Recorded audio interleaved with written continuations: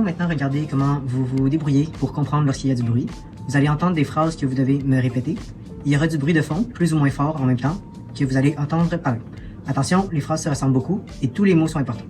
Nous allons d'abord nous pratiquer.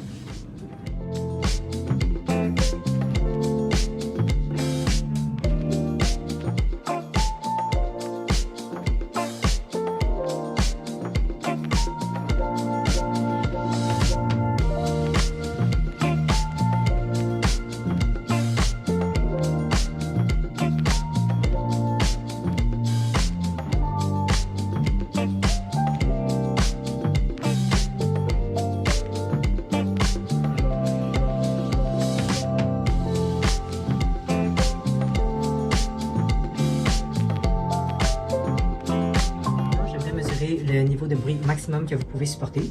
Vous allez entendre une adaptation d'un extrait de 20 milieux sous les mers du roman de Jules Verne. Vous devez suivre l'histoire du mieux que vous pouvez. Pendant que vous écoutez, il va y avoir un bruit de fond de personnes qui parlent. Je vais trouver le niveau de bruit le plus fort que vous pouvez supporter tout en étant capable de comprendre l'histoire. Vous me ferez signe avec votre doigt ou votre main pour me dire si je dois monter ou descendre le volume du bruit afin qu'on puisse trouver le bruit le plus fort que vous pouvez supporter. Vous pouvez prendre votre temps. Je peux monter ou descendre le volume du bruit autant de fois que vous voulez.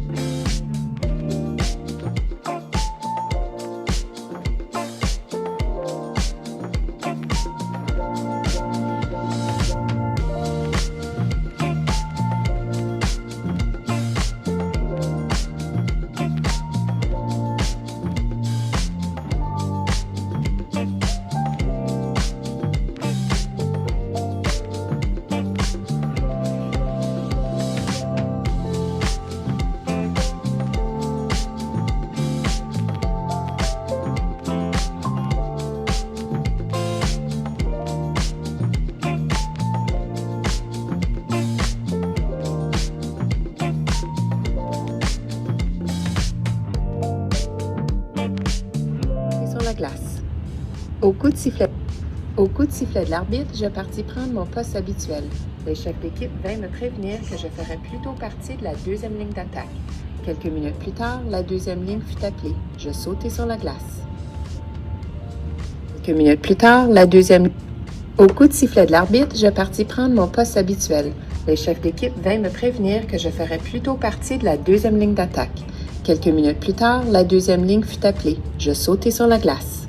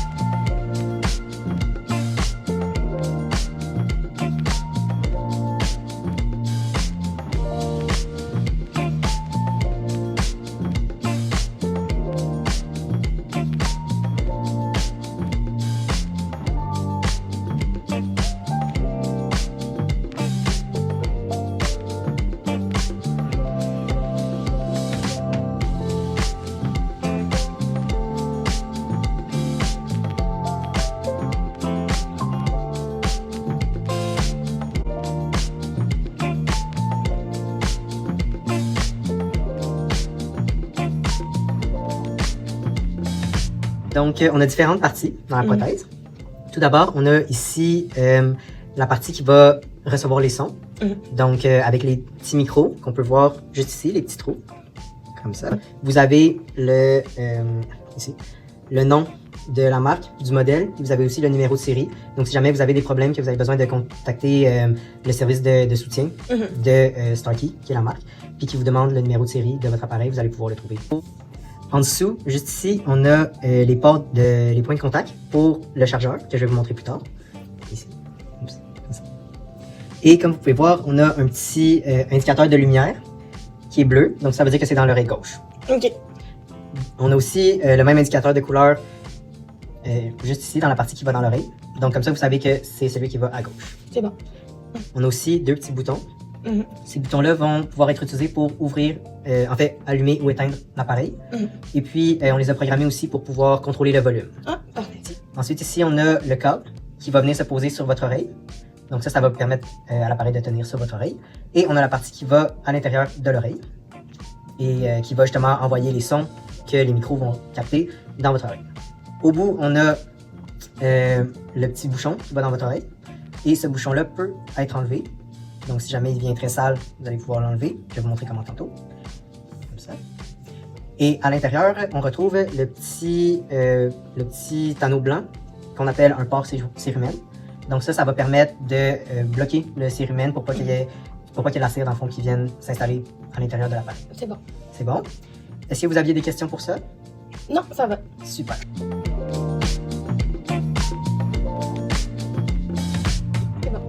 Donc, pour l'enlever, c'est assez simple. On va venir juste le prendre entre nos deux doigts, prendre le bouchon et tirer délicatement jusqu'à temps qu'il s'enlève. Pour le remettre, on va venir aligner notre petit embout ici avec le trou dans le centre du bouchon. C'est bon. Donc, comme ça. Et on va venir pousser sur le bouchon. Est-ce que vous voulez l'essayer? Oui! Donc, je tire. Super. Et là, je aligne. Et je pousse. Parfait! Super.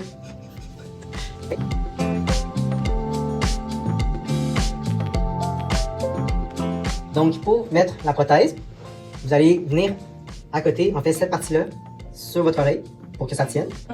Comme ça. Et le bouchon, vous allez pouvoir l'insérer dans votre conduit auditif. Une fois que vous sentez que le bouchon est bien placé, vous pouvez venir ajouter en arrière la prothèse pour vous assurer qu'elle soit positionnée de façon confortable et puis qu'elle soit stable. Ensuite, pour enlever la prothèse, vous allez venir chercher la partie en arrière.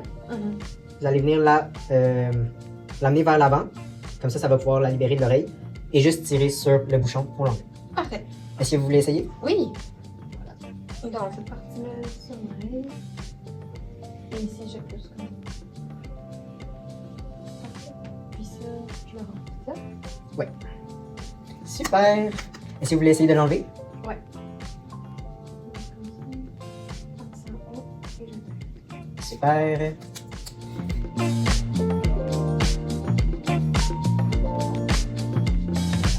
Donc, comme j'avais mentionné tantôt, vous allez pouvoir changer le volume avec les deux petits boutons. Ouais. Donc, quand on pèse en haut, ça monte le volume. Quand on pèse en bas, ça descend le volume. Parfait. Par contre, des fois, si vous trouvez que c'est un petit peu difficile à appuyer sur le bouton quand vous portez votre prothèse, il y a aussi la possibilité de changer manuellement le volume avec votre téléphone.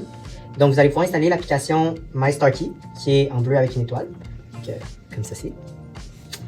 Et une fois dans l'application, vous allez pouvoir connecter votre prothèse à votre cellulaire.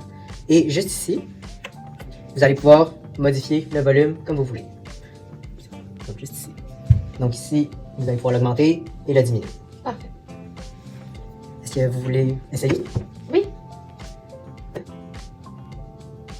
Donc, ça, c'est pour monter le volume.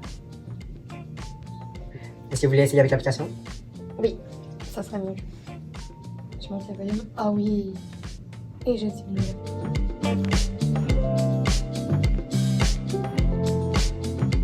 Donc ici, vous allez avoir le boîtier de charge, comme ça. Donc, pour que le boîtier fonctionne, il faut qu'il soit branché dans une prise de courant. Donc, le boîtier est chargé. Tout ce que vous avez à faire, c'est prendre l'appareil et venir le déposer dans le boîtier. Encore une fois, le côté bleu avec le côté bleu. Donc, on vient le déposer, comme ça. Puis c'est un petit peu aimanté, donc vous allez sentir quand ça connecte. Vous allez pouvoir le fermer. Et vous allez voir ici les petits points lumineux. Donc, quand il est allumé, ça veut dire qu'il charge. Et là, vous allez voir, plus il charge, plus il va y avoir de points qui vont s'allumer. Quand les 4 points sont allumés, ça veut dire qu'il est chargé au complet. Ok, parfait.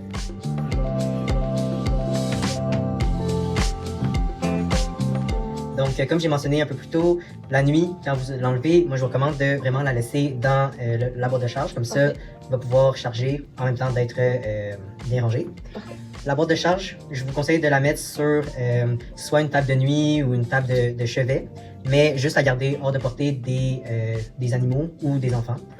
Si vous allez ailleurs et que vous n'avez pas envie de traîner tout le chargeur, vous avez aussi une petite boîte de rangement, donc toute simple, comme ça. Et vous allez pouvoir entreposer la prothèse dedans, fermer et garder ça dans un sac ou sur vous. Donc c'est un petit peu plus pratique pour vos déplacements. Ouais. Donc sinon, plus général, je vous dirais de garder votre prothèse hors des endroits humides, donc vraiment la garder à un endroit sec pour pas que justement il y ait de l'eau qui s'infiltre dans la prothèse. Ouais. Sinon aussi faire attention aux petits débris ou à la poussière qui pourrait se déposer, s'accumuler sur la prothèse. Ouais. Donc éviter tout ça aussi. Et puis finalement, ça serait bien de garder votre prothèse dans un endroit qui est quand même assez frais. Donc pas au soleil directement, pas dans un endroit chaud, vraiment dans un endroit frais. Parfait.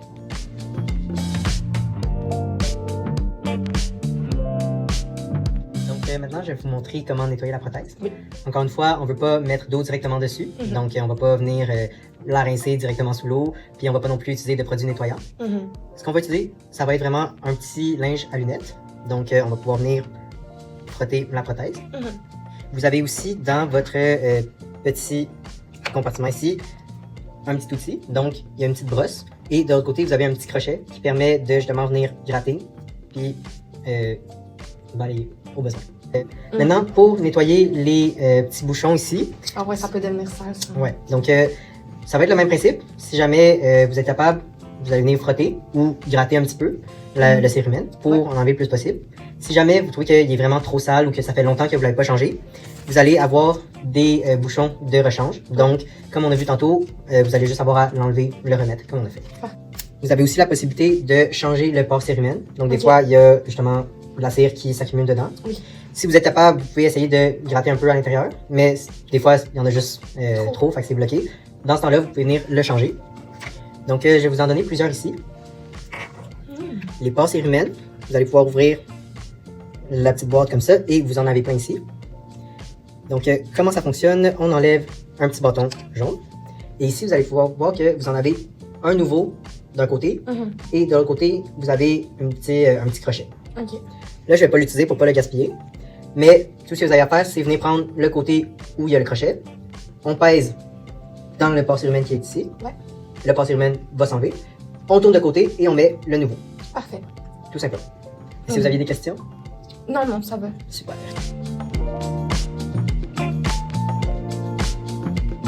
Je vais vous dire un peu quoi faire si jamais votre prothèse, vous avez l'impression qu'elle ne fonctionne plus aussi bien. C'est ça, genre si je me réveille un matin et puis finalement comme je sens pas qu'elle fonctionne. Ouais. Ça. OK. Ouais. Donc la première chose à faire, ça va être de vérifier que la prothèse est bien chargée. OK. Si la prothèse est bien chargée, c'est pas ça le problème. La deuxième chose qu'on va faire, ça va être de venir nettoyer la prothèse. Okay. Donc essayer justement d'enlever la cire qui pourrait s'être accumulée et qui pourrait boucher les différents trous. C'est là où est-ce que je changerais genre le petit truc blanc au bout. Ouais, exactement. OK. Ensuite, si la prothèse elle est propre, puis que vous avez changé le porte-cérumen, puis que ça fonctionne toujours pas, ben l'autre chose qu'on va essayer de faire, ça va être de redémarrer la prothèse. OK. Donc pour ce faire, vous avez juste à rebrancher la prothèse sur le chargeur. Elle va s'éteindre automatiquement. Puis quand vous la réenlevez, elle va se réouvrir. OK. Si vous n'avez pas le chargeur avec vous, Ouais. vous pouvez en fait l'éteindre avec les boutons. Donc pour l'éteindre, vous allez peser sur n'importe quel des deux boutons. Vous allez peser pendant 3 secondes. Et puis vous allez entendre une petite musique qui va dire que la prothèse est fermée. c'est fermé. OK. Ensuite, vous allez faire la même chose, donc repeser encore une fois pendant 3 secondes pour la réouvrir. Puis là, vous allez réentendre la petite musique qui va dire que c'est allumé. OK. Et puis, si après avoir fait tout ça, vous avez encore l'impression que ça fonctionne moins bien, là, à ce moment-là, je vais vous recommander de soit nous recontacter, donc contacter l'audiologiste, ou contacter votre audioprothésiste. Parfait.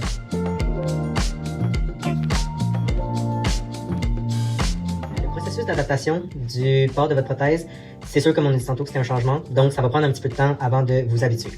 Là, vous allez vous mettre à entendre tous les petits sons, puis ça, c'est des sons que votre cerveau a été privé longtemps, qu'il n'a pas entendu, donc il se peut que ça devienne dérangeant à un certain point. Ce que je vous recommande, c'est que au début, vous portiez votre prothèse juste un petit peu pour donner le temps à votre cerveau de s'habituer.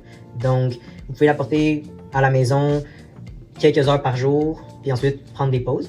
Et puis, plus ça va aller, plus vous allez pouvoir la porter longtemps et dans des situations différentes. Donc, au début, dans des endroits calmes. Puis, petit à petit, vous allez pouvoir commencer à intégrer justement des environnements plus bruyants. Parfait. Les gens s'habituent en moyenne, je dirais, 2 semaines.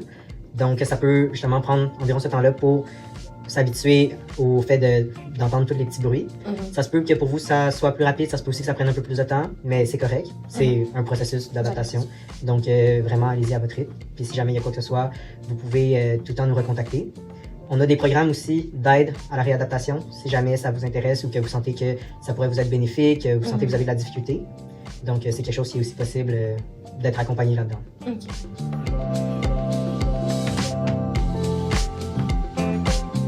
Il y a beaucoup de bénéfices que vous pouvez en tirer. Donc, notamment tout ce qui est par rapport à la communication que vous avez avec les gens, ça va devenir beaucoup plus facile. Il va y avoir moins besoin de faire répéter les autres. Vous allez aussi pouvoir justement plus participer dans les conversations avec les gens. Mais aussi justement vous permettre de, un peu comme j'ai dit, réintégrer les activités que des fois vous sentiez que vous avez moins la possibilité de faire, mais que vous avez mis quand même justement à cause des difficultés que vous viviez. Puis là, je sais que genre c'est pas la solution à tout, là. Mais c'est quoi, genre ça serait quoi, c'est comme, c'est limite, là, genre par exemple, je peux pas m'attendre à ce que comme ça fasse ça pour moi puis que ça soit la solution pour ma vie complète, tu sais. Mais c'est sûr que, comme vous l'avez dit, c'est pas une solution miracle. Malheureusement, ça permet pas de remplacer une audition naturelle, même si ça peut vous aider justement à mieux comprendre la parole des gens. Il va quand même avoir des difficultés qui vont persister, notamment quand il va y avoir beaucoup de bruit autour ou que vous allez avoir des conversations dans des grands groupes avec beaucoup de personnes. Là, ça se peut que vous ayez encore un petit peu de difficulté dans ces situations-là. D'où l'importance de continuer à utiliser les stratégies de communication, puis vraiment en parler aux gens avec vous pour qu'ils puissent vous aider à bien intégrer les discussions et qu'ils puissent vous aider justement à mieux communiquer. OK. Ouais, je comprends bien. Super. Oui.